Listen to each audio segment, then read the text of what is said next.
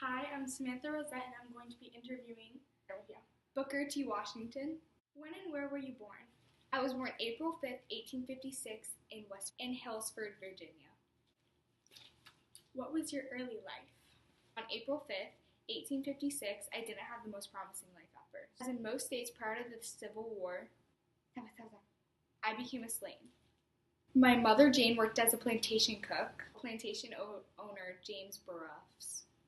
My father was an unknown white man, most likely from a nearby plantation. I lived in a one-room log cabin with a large fireplace, which also served as a plantation kitchen. What did you do for plantation work? My gosh! At an early age, I went to carrying sacks of grain to the plantation mills. I was beaten on occasion for not performing my duties to the best extent. I was also occupied most of the time cleaning the yards, carrying water to the men in the fields, and to the mills, which I used to take corn once a week. On these tries, the corn was to be thrown over the horse, corn would shift, and the corn would fall, and I would usually fall with it. What was after the Civil War? After the Civil War, my mother and I moved to Malden, Virginia. Freedman, Washington, Ferguson. My family had little to no money. Me being 9 years old, I went to work in nearby salt furnaces. When did you first have an interest in education? My first exposure to education was outside of a nearby school. Looking inside, I saw children of my own age sitting at their desks and reading. I wanted to do what those children were doing, but I was a slave. It's illegal to teach slaves to read and write. My mother noticed my interest in learning, so she decided to get me a book, in which I learned the alphabet, how to read and write basic words. Because I was still working, I got up nearly every morning at 4 a.m. to practice and study. How did Viola Rupfer impact your life?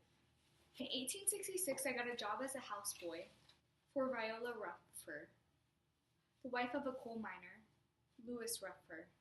Miss Rupfer was actually strict with her servants, but she saw something in me, my maturity, intelligence, and integrity, and soon I got her to warm up to me. Over the 2 years I worked for her, she understood my desire for an education and allowed me to go to school for an hour a day during the winter season.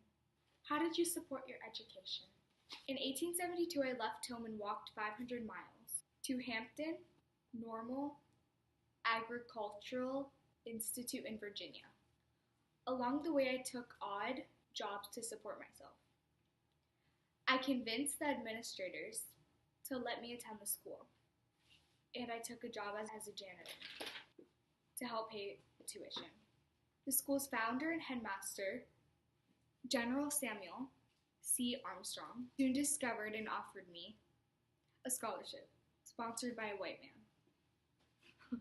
When did you start your teaching career? I graduated from Hampton in 1875. For a time, I taught my old grade school in Maiden, Virginia, and attended Maryland Seminary in Washington, D.C. in 1879. I was chosen to speak at the Hamptons graduating ceremonies, where afterward General Armstrong offered me a job teaching at Hampton. My classes were first held in an old church. How was Tuskegee University successful? Under my leadership, Tuskegee became a leading school in the country. I put most of myself into the school curriculum, stressing the virtues, patience, enterprise, and thrift. What are your beliefs? I believe that if African Americans worked hard and obtained financial independence and cultural advancement, they would eventually win acceptance, respect from the white community.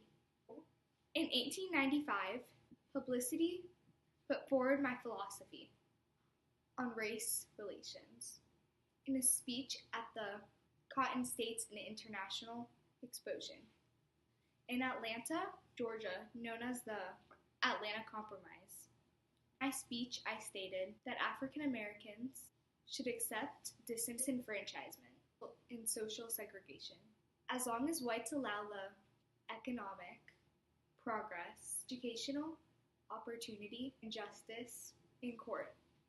Du Bois criticized my beliefs for not wanting equality as granted by the 14th Amendment, and became an advocate for full and equal rights in every realm of a person's life.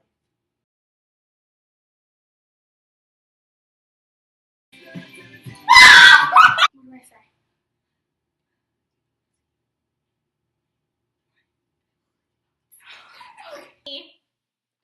Oh my gosh. I actually Oh think gosh, you're gonna kill me. Oh my god. Oh my god.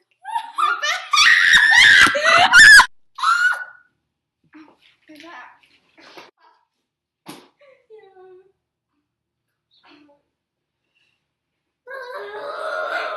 Sound like demon. So we're gonna get cut. So I hope that you can know. I don't care about the president. Maggie.